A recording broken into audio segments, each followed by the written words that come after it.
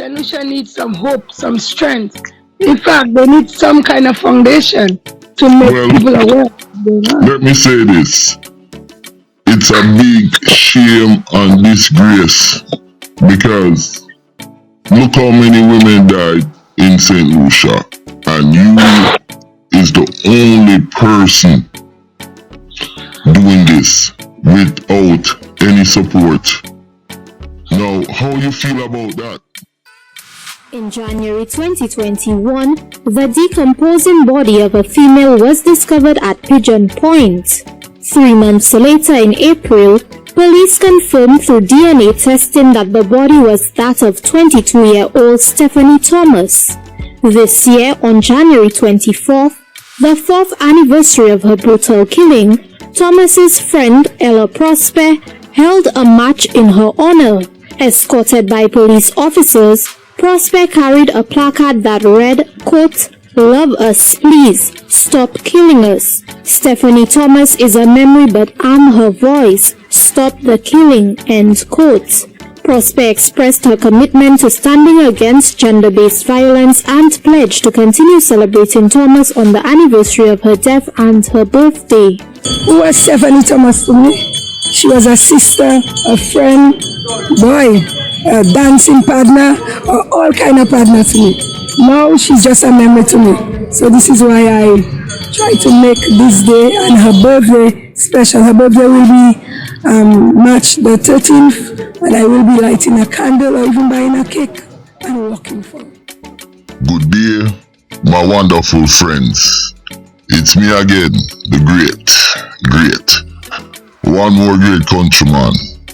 Now, you just heard the clip, and that's Ella Prosper, aka Ecstasy, a well-known young woman in St. Lucia, and she has been doing one-woman protests for the females in violence, murdered, and she is the only person I see doing that in St. Lucia.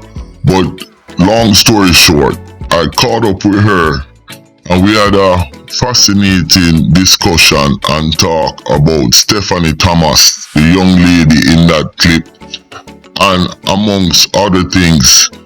Now it's a long interview, so what I'm gonna do, I'm gonna cut it up in couple different parts. So I think we're gonna have 3 parts to this interview. So now sit back and listen to Countryman and Ella Prosper, aka Ecstasy, from out of St. Lucia, the island, give a deep insight into women, violence, how it's dealt with. We touch on community service, the police, a lot of other things. So check this out. Let's go. Don't forget to like and subscribe. It's Countryman again. Just I lick you with some wisdom, and I lick you with some knowledge. You gotta take inside your brain. It says, son, I've learned a lot out of reading people faces. No matter how them I go on, like them original, them fake. You gotta know when to walk and know when to run and know when to fall and know when to stand. Viewers' discretion is advised. One more time. Viewers' discretion is advised. It's me again, the great countryman. And today we're talking to Ella Prosper, aka Ecstasy. Now, she is the only woman in St. Lucia doing the one-woman protest for Stephanie Thomas, who got murdered 4 years ago. Ella, talk to the people then and explain to them what the one-woman protest is about. Okay, good day people, good day world. My name is Ella Prosper, the one and only Ecstasy. Well, when I learned that my friend got murdered, brutally murdered 4 years ago, I decided with heartache and with tears that I was going to impact somebody. I was gonna make somebody remember her. Not only her, but other young girls that have been murdered, women who have been murdered, children. And also one of the reasons why I'm doing that is because I have two beautiful daughters. One is 8 and one is 5. So me being an advocate for these women says everything. Also, I have been in relationship of domestic violence, and it's not good. It's very traumatic. When you have one partner that's very abusive to you, do you know that you expect every other partner to abuse you? That is very sad. So this is what I'm trying to do: break the cycle, because we really need. St. Lucia needs some hope, some strength. In fact, they need some kind of foundation to make people aware. Let me say this. It's a big shame and disgrace because look how many women died in St. Lucia, and you is the only person doing this without any support. Now, how you feel about that? Well, I feel like a superhero. Just listen, let me explain to you, right? On Friday, I took to the streets. I was actually late to meet the officers to my point, and when I got there was 3 officers in the vehicle, and I felt butterflies to see a woman of my caliber, of my standard, of my class being escorted by a police, actually 1 was driving and 2 was walking with me. And the officer was giving me his strength, telling me, go ahead, raise your placard and walk. You're doing that for a good cause. I mean, I felt like I got muscles, I felt strong, and I raised that. I mean, I was walking in my heels and I was strutting it. I was stepping like it's on a runway. I was with tears in my eyes. Well, go on. It is very heartaching. It's okay, go on. We're gonna keep it moving because this is live and real. It is heartbreaking that we have so much negativity. At first, when I started walking, there was people saying, "Why are you doing that? You have a fake black eye." Which some of them say, "Which man give you your black eye?" Let me interject. Let me stop you right there. I saw the news clip on Odd 7, and I noticed when you were walking, people were like kind of startled because I see a guy looked at your older guy in a hat and kind of jumped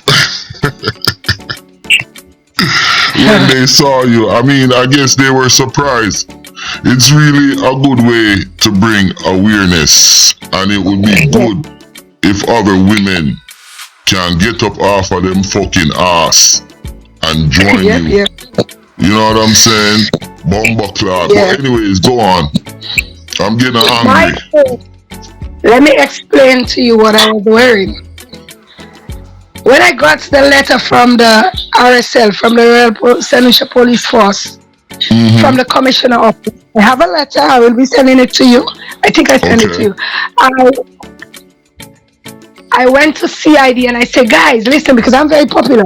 I'm going to do a protest. I need to get some crime scene tape. They're like, hello, what crime scene are you going? I said, I'm going to be a walking crime scene.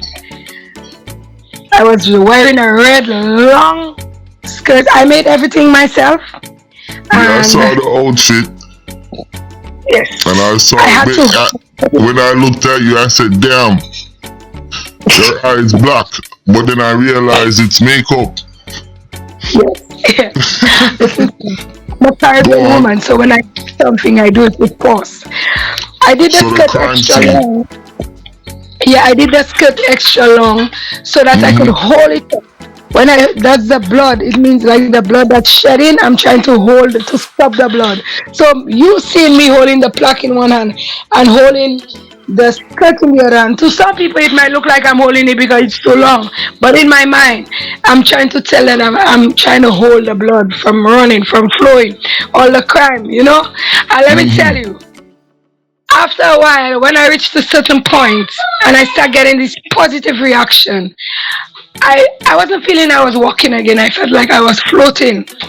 It came to a point when I was coming to Stephanie Thomas' mother. I knew where she was located. And when I approached her, I felt. I know you get me emotional. I'm sorry. When I was walking to her, there was some young guys. It was under the ghetto. They was rooting for me. Go ecstasy, go, thank you, you good thing, good vibe. And when I saw her mother, it just it dawned on, hits me that in her eyes, I am her daughter. In her eyes, what I'm doing is telling her that she can hold on, she can live more, she don't have to cry. In a lot of people's eyes, what I did that day, that is to tell them and to give them hope that we have a lot of strong black mad women. And realize I say mad because I'm a strong black mad woman. Because anything it takes for me to stop something that is wrong, I will do it. You know? Okay. Let me stop you right there. Tell the people a little bit about yourself, where you're from. So, well, guys, people can really understand where you're from and, a little bit of your history. I'm not saying disclose everything. No, we'll just make it fast. Well, I was born in Dominica, but I came to St. Lucia at a point in my life in a bit of a struggle. Start to say the first day I came to St. Lucia, I got abducted, I got kidnapped. That first night, rape was like a movie for me. He used me, he abused me, he gave me drugs for the whole night, he beat me, he took advantage of me, he brought guys to have sex with me. Hold on, I'm saying, may I have to stop you right there. Yes, sir. Is St. Lucia that crazy? You see, that's the thing, right? Because it doesn't appear to be like that. St. Lucia is a paradise, but in every country you do have some mad people or some people with no hearts. Because when you watch a black empress like me and you tell me, I'm gonna give you a ride home, and when I come to my gap of my home and I tell you, look, sir, that's where I'm going, and you continue driving, knock my head on your dashboard and tell me nobody's gonna miss you. What? That is not a man, that is an animal.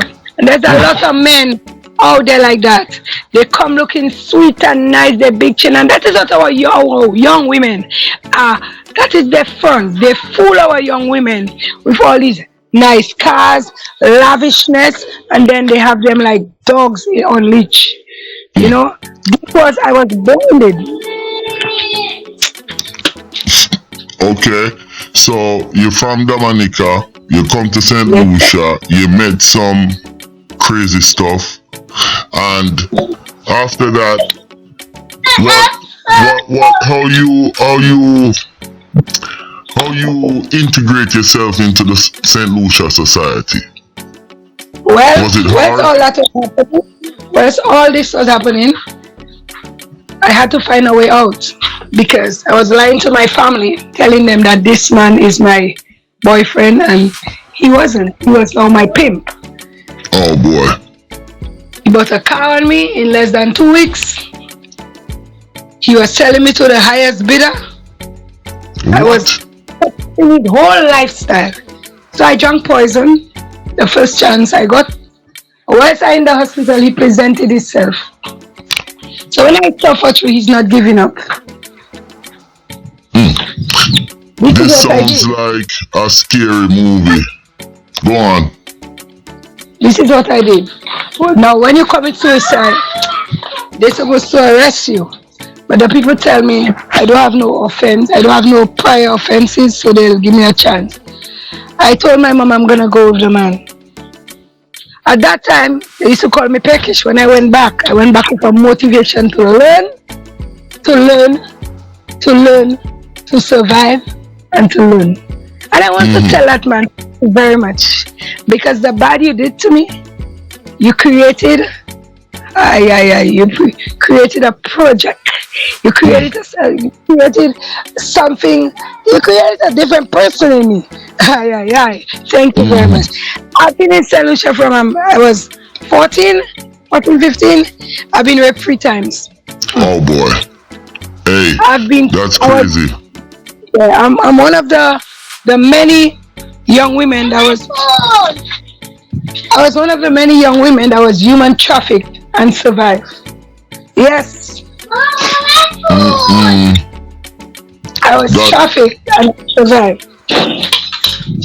That is terrible. Let me ask you this. Now, there's many women who has been murdered brutally in St. Lucia. Now, we spoke about this before. What really bothers me is when these young girls get killed, the way people talk about them. That really bothers me. And hold on real quick. Remember now, when you're like 15, 16 years old, your brain is not developed fully. So, I mean, you make fucking stupid decisions. But the way people spoke about some of these young women, it was really disheartening. How you feel about that? First of all, let me tell you that it happens everywhere where people will judge you, stigmatize you. Look at me. Last year, I went to a party and I was drugged. I was given liquid cocaine, Molly, and a little bit of rat poison. And there were pictures of me all over. Yes, I'm supposed to be dead, you know. I can send you the pics. I was all over social media, running around with a garbage bag over my head, skinning at my pum-pum. What? Doing some nasty shit, and then I run in the sea. And then in the morning when I woke up, I had to face the reality that I cannot remember a couple hours of my whereabouts of my life, and there are pictures of me all over. Do you know what I resolved to? I tried to commit suicide. That was last year. Okay, let me ask you this. I'm sorry about that, but you know, as an adult, you have to take some responsibility too. The fact that you understand what I'm saying? You don't think so? Yeah. But you see, the thing is, that party I went to, I would never expect that because of the kind of people that was a class of people. But what I didn't know is that there was a young girl there with 2 associates. She was the one who gave me the drink. She was luring other young girls so that her friends could take advantage of her. My girl, big up you because I survived. Right? Boy. But, as again, I'm a child of God. So when you what you're describing is multiple crime, you know. You realize that? Let me tell you that, right? It sounds like it's normal, but it's not. It's definitely not normal. Now let me ask you, how many women got murdered in St. Lucia in the last few years? Let me tell you, well, let's say in the last 5 years, roughly I could count maybe 9 to 10 to 11. I don't want to over exaggerate, but we have a bit. And be it what the case may be, we had this young woman that was this nice nurse, I know her very well, who was shot in her car coming from work. We have this young girl who came from collecting her results from college for college, and she went missing. And when they find her, The final, starting to decompose already. There's this young girl up to now. There's this first young girl from a place called Balata. I don't remember her name. Up to this present day, they have not found her body. Nikki, they haven't found Nikki. No, not Nikki. Not Nikki. We don't even come to Nikki yet. I'm coming to Nikki now. And there is my girl, Nikki, that love social media like me. Very vibrant. She vanished out of the face of the earth. There is Riley. Yes. There is Riley. And I feel strongly about that one right there, but I'm not going to interject you in it. Go on. Very delicious, vibrant, outgoing. Let me tell you, I've seen her in town. I don't care what people say about her, the stigmatization or whatever the word is, how people class her, right? Somebody, her decision is her decision. She didn't deserve that. No, And she when the first thing they start saying, oh, is this, she was a snitch, she was this, her mother is this. We need to stop that. Because even if the person is a big thief, the person is still somebody's daughter. Even if that person is lower than me. And let me tell you, there are some of them, when they see me, they want to cock up and skitch up their face. But I have a message for them. You should not judge anybody. I can be dead tomorrow in the same category, God forbid. Exactly. Yeah, God forbid. Look, boy, following me. You know? So, what am I saying? What I'm trying to say? What I'm trying to say is that we have to forgive. That's my turn. We are to forward now. That's my turn, mommy. Okay, say hello. Hello. Hey, what's up? Hi. He bombed our interview, but we're gonna keep it moving. Very cute, nice little boy. This is the reason why I'm doing this. This is my son. Yes. And I'm doing this for him to know that your hands is to work, not to hit. I am doing this so that my daughters can know the value of their life. When a man tells you he loves you and he raises his hand at you, St. Lucia is a very beautiful, tranquil place. But in every country, you will have a defect. And our country is not perfect, but I'm gonna say something. I love St. Lucia. If I had to do it over again, I would live my life in St. Lucia, right? And as long as I live, I will continue on the 24th of January to work for Stephanie. Her birthday is on the 13th of March, and I will be lighting up. So this is the part 1 of the Unfiltered interview with Ella Prosper, aka ESTACY, and the one woman protest where she marched with her placard. Now, stay tuned, because we have 2 more series of this interview coming, and I'm working on it right now, and I might drop it later or by tomorrow. But it is unfiltered, and people need to stick around to hear the rest of this interview. Listen, my name is Countryman. Don't forget to like and subscribe.